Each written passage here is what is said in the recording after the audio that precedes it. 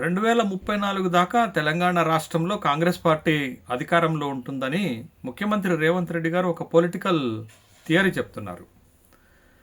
తాను నిర్వహించినటువంటి ఒక ప్రెస్ మీట్లో మాట్లాడుతూ 2028 డిసెంబర్ వరకు ప్రస్తుతం ఉన్నటువంటి మా ప్రభుత్వం అధికారం పోతుంది. 2029లో జమిలీ ఎన్నికలు వస్తాయి. 2029లో వచ్చేటటువంటి జమిలీ ఎన్నికల్లో మళ్ళొకసారి కాంగ్రెస్ పార్టీ గెలుస్తుంది. 2029 నుంచి 2034 వరకు మరొకసారి కాంగ్రెస్ పార్టీ తెలంగాణలో అధికారంలోకి వస్తుంది అని చెప్తున్నారు. దానికి తాను చెప్తున్నటువంటి ఒక పొలిటికల్ థియరీ ఏంటి అని అంటే 1994లో 1999లో తెలుగుదేశానికి 2 సార్లు అధికారం ఇచ్చారు, 10 సంవత్సరాల అధికారం ఇచ్చారు అని చెప్తున్నారు. కానీ ఇక్కడ గమనించాల్సింది ఏంటంటే 1999లో సమైక్య ఆంధ్రప్రదేశ్లో చంద్రబాబు నాయుడు తెలుగుదేశం పార్టీ గెలవటానికి ప్రధాన కారణం టీడీపీ బీజేపీతో పొత్తు పెట్టుకోవటం, వాజ్పేయిపై ఉన్నటువంటి సానుభూతితోటి అప్పుడు గెలవటం జరిగింది. అంటే ఒక ప్రత్యేకమైనటువంటి పరిస్థితి క్రియేట్ చేయటం వల్లనే అప్పుడు తెలుగుదేశం గెలిచింది అనే విషయాన్ని గమనించాలి.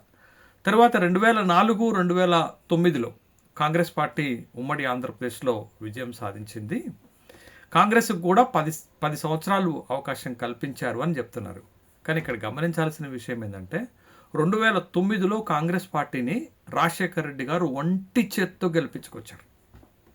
కాంగ్రెస్ పార్టీ అధిష్టానం జోక్యం లేకుండా 294 మంది శాసనసభ్యులకి ఒకేసారి టికెట్లు తీసుకొని వచ్చి గెలిచినా ఓడినా నాదే బాధ్యత అని చెప్పి కాంగ్రెస్ పార్టీని ఒంటి చేత్తో గెలిపించారు. కాంగ్రెస్ పార్టీ అధిష్టానం కనుక ఇంటర్ఫేర్ అయి ఉంటే అప్పుడు టికెట్ల కేటాయింపులో కాంగ్రెస్ ఓడిపోయేదే. 2009లో కూడా అత్యవసర మార్కులతోటే గెలిచారు అనే విషయాన్ని రాజశేఖర్ రెడ్డి గారే శాసనసభలోనే ఒప్పుకున్నారు. అది కేవలం రాజశేఖర్ రెడ్డి గారి విజయంగానే చూడాలి 2009లో కాంగ్రెస్ పార్టీ విజయాన్ని. తర్వాత తెలంగాణ రాష్ట్రం ఏర్పాటైన తర్వాత 2014లోను 2018లోను కేసీఆర్ గెలిచారు, 2 సార్లు అవకాశం ఇచ్చారు, 9.5 సంవత్సరాలు బీఆర్ఎస్ పార్టీ అధికారంలో ఉంది అని చెప్తున్నారు. కానీ 2018లో కేసీఆర్ రాజకీయ ఎత్తుగడతోటే బీఆర్ఎస్ రెండోసారి అధికారంలోకి వచ్చింది. ముందస్తు ఎన్నికలు 2019లో జరగాల్సినటువంటి ఎన్నికలు 2019లో కనుక జరిగి ఉంటే బీఆర్ఎస్ పార్టీ గెలుపోటములు వేరే విధంగా ఉండేవి. కానీ ముందస్తు ఎన్నికలకు వచ్చి 6 నెలల ముందుగానే ఇక్కడ బీఆర్ఎస్ పార్టీ గెలవటం జరిగింది అనేటటువంటి విషయాన్ని గమనించాలి. అంటే 1999లో వాజ్పేయి వేవ్లో గెలిచారు, 2009లో రాజశేఖర్ రెడ్డి గారి యొక్క చరిష్మాతోటి ఒంటి చేత్తో గెలుపు సాధించారు, 2018లో కేసీఆర్ యొక్క రాజకీయ వ్యూహంతో గెలిచారు. అంతే తప్ప మీరు చెప్తున్నటువంటి పొలిటికల్ థియరీస్ పనిచేయం. మీరేమంటున్నారు? వాళ్ళకి 10 సంవత్సరాలు టీడీపీకి, 10 సంవత్సరాలు కాంగ్రెస్కి, 10 సంవత్సరాలు బీఆర్ఎస్కి అధికారం ఇచ్చారు కాబట్టి మాకు కూడా 10 సంవత్సరాలు అధికారం ఇస్తారని చెప్తున్నారు. మధ్యలోనేమో 1 సంవత్సరం ఎన్నికలు ఉండవు, 2029 జమిలీ ఎన్నికలు వస్తాయి, 2029 నుంచి ఎన్నికల్లో మేమే గెలుస్తాం, 2034 వరకు తెలంగాణలో మేమే అధికారంలోకి ఉంటామని ఓ పొలిటికల్ థియరీ చెప్తున్నారు. ఆ పొలిటికల్ థియరీ పనిచేయదనేటటువంటి విషయాన్ని మీరు గమనించాలి. ఎందుకనంటే 2028లోనే డిసెంబర్కే మీ అధికారం అయిపోతుంది. ఒకవేళ మీరు అంటున్నటువంటి జమిలీ ఎన్నికలు 2009లో వస్తాయని అనుకుంటే జరిగే పరిణామాలు ఏంటి అని అంటే 2027 నాటికి జనాభా లెక్కల సేకరణ ముగుస్తుంది. జనాభా లెక్కల సేకరణ ముగిసిన తరువాత నియోజకవర్గాల పునర్వ్యవస్థీకరణ కమిషన్ వేస్తే 2 సంవత్సరాలు పడుతుంది నియోజకవర్గాల పునర్వ్యవస్థీకరణ చేయడానికి. అంటే 2009 అవుతుంది. మళ్ళీ ఈసారి ఎన్నికలలో మహిళా బిల్లుని అమలు చేయాలనంటే అదొక పెద్ద ప్రక్రియ ఉంటుంది. కాబట్టి ఇవన్నిటి ఉన్నటువంటి దృష్ట్యా బహుశా భారతీయ జనతా పార్టీ 2009లో కాకుండా 2034లోనే జమిలీ ఎన్నికలకు వెళ్ళేటటువంటి అవకాశం ఉంటుంది అనేది ఇక్కడ ఉన్నటువంటి ఒక టెక్నికల్ ప్రాబ్లమ్స్ వల్ల ఆ విధమైనటువంటి అభిప్రాయానికి రావాలా.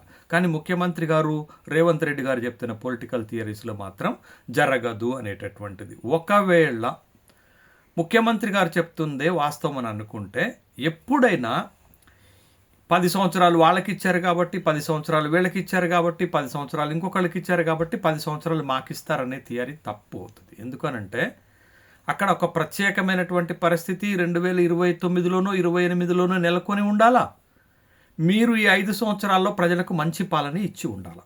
2009లో రాజశేఖర రెడ్డి గారు గెలిచారంటే 2004 నుంచి 2009కి మంచి పరిపాలన ఇచ్చారు. తర్వాత కేసీఆర్కి మరొక అవకాశం ఇద్దామని తెలంగాణ ప్రజలు భావించారు కాబట్టి అవకాశం ఇచ్చారు. వాజ్పేయిపై ఉన్నటువంటి సింపతితోటే చంద్రబాబు నాయుడుకి మరొక అవకాశం ఇచ్చారు. బట్ అట్లాంటి ఒక ప్రత్యేకమైనటువంటి పరిస్థితి మీకు వస్తుందన్నటువంటి గ్యారంటీ ఉందా? ఉండదు. ఈ 5 సంవత్సరాలు మీరు మంచి పరిపాలన ఇస్తారా అంటే ఇప్పటికే మీ 2 సంవత్సరాల పరిపాలన పైన ప్రజల్లో అసంతృప్తి వ్యక్తమవుతుంది. అది జూబ్లీహిల్స్ ఉప ఎన్నికలోనే కనపడింది కదా. నిజంగా మీకు పాలన పైన అంత గ్రిప్ ఉండి అంత కాన్ఫిడెన్స్ ఉండి ఉంటే జూబ్లీహిల్స్ ఉప ఎన్నికని మీరు సాధారణ ఎన్నికల లెక్క ప్రచారం చేశారు. ఉప ఎన్నికలో ముఖ్యమంత్రి ఆ స్థాయిలో ప్రచారం చేసిన సందర్భాలు నేను ఎప్పుడు చూడలేదు. నా రాజకీయ అనుభవంలో ఎక్కడ చూడలేదు.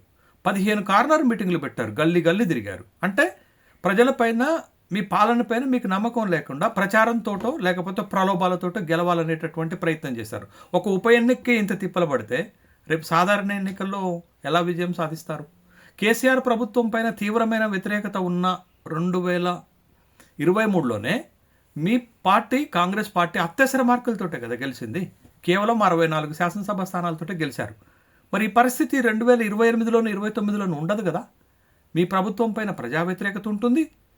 అలాగే తెలంగాణలో ప్రతిపక్షాలు బలపడుతున్నటువంటి సందర్భాన్ని మనం చూస్తున్నాం. బలపడుతుంది కాబట్టే మీరు జూబ్లీహిల్స్ ఉప ఎన్నికలు తీవ్రమైనటువంటి పోటీని ఎదుర్కొన్నారు. 2028-29 నాటికి రాష్ట్రంలో ప్రతిపక్షాలు మరింత బలపడతాయి.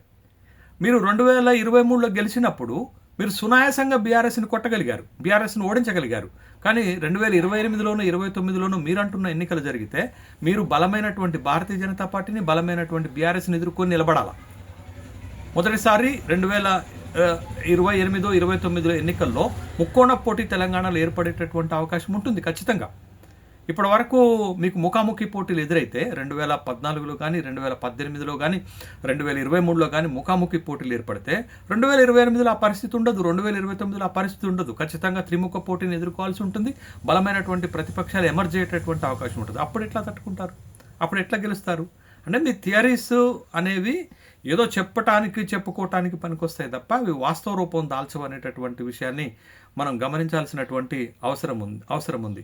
బహుశా మీకు అదే కాన్ఫిడెన్స్ ఉంటే భారీ మూల్యం కాంగ్రెస్ పార్టీ చెల్లిస్తుంది అనేటటువంటి విషయాన్ని గమనించాలి. ఒక మంచి పరిపాలనతోటే ఎవరైనా గెలిచారనేటటువంటి విషయం. మీరు ఇంకొక విషయాన్ని గమనించాలా. ఇటీవల కాలంలో కాంగ్రెస్ ఏ రాష్ట్రంలో కూడా రెండోసారి గెలవలేదు. మీరు అధికారంలో ఉన్నటువంటి ఏ రాష్ట్రంలో కూడా, మధ్యప్రదేశ్లో అధికారంలో ఉన్నారు, మధ్యలోనే పోయింది. రాజస్థాన్లో అధికారంలో ఉన్నారు, 5 సంవత్సరాలు గెట్టన్ చేశారు, అధికారం పోయింది. ఛత్తీస్గఢ్లో 5 సంవత్సరాలు ఉన్నారు, అధికారం పోయింది. పంజాబ్లో 5 సంవత్సరాలు అధికారంలో ఉన్నారు, అది పోయింది. ఎక్కడ రిటైన్ అయ్యారు మీరు? కాంగ్రెస్ పార్టీ అద్భుతమైనటువంటి పాలన ఏ రాష్ట్రంలో ఇచ్చింది, ఏ రాష్ట్రంలో రెండోసారి ఇటీవల కాలంలో ఒకప్పుడు గెలిచిన సందర్భాలు అనేక సందర్భాలు అస్సాంలో మీరు గెలిచారు, మధ్యప్రదేశ్లో గెలిచారు, అవి కాదు. తర్వాత ఉమ్మడి ఆంధ్రప్రదేశ్లో 2 సార్లు రాజశేఖర రెడ్డి గారు ఉన్నప్పుడు గెలిచారు, అప్పుడు కాదు. బట్ ఇటీవల కాలంలో ఈ దశాబ్ద కాలంలో మీరు ఏ రాష్ట్రంలో కూడా మీరు ప్రజలను మెప్పించి మంచి పరిపాలన ఇచ్చి మళ్ళీ గెలవలేదు. కాబట్టి మీరు ఎట్లా గెలుస్తారు అనేటటువంటి ప్రశ్న రాజకీయ వర్గాల్లో ఉత్పన్నమవుతుంది. మంచి పరిపాలన ఇస్తే ఏ ప్రభుత్వాలైనా మళ్ళీ గెలుస్తాయనటానికి ఈ దేశంలో అనేక ఉదాహరణలు ఉన్నాయి. మంచి పరిపాలన అందించారు కాబట్టే మన పక్కనున్నటువంటి ఒడిశా రాష్ట్రంలో నవీన్ పట్నాయక్ 5 సార్లు వరుసగా గెలుచుకుంటూ వచ్చినటువంటి సందర్భాన్ని మనం చూసాం. ఒకనాడు జ్యోతి భాస్కర్ గెలిచారు, ఒకనాడు సిక్కిం ముఖ్యమంత్రి పవన్ కుమార్ చామ్లింగ్ గెలిచారు. అట్లా మంచి పరిపాలన, గుడ్ గవర్నెన్స్ ద్వారా గెలుస్తారు. కానీ మీరు చెప్పే పొలిటికల్ సూత్రీకరణల ద్వారా వాళ్ళకి 10 ఏళ్ళు వీళ్ళకి 10 ఏళ్ళు ఇది పంచుకుంటారు. ఎందుకు వాటాలు అయింది? దసరా పండగకి గొర్రెను కోసి లేకపోతే మేకను కోసి వాటాలు పంచుకున్నట్టు అనుకుంటున్నారా రాజకీయాలు అంటే?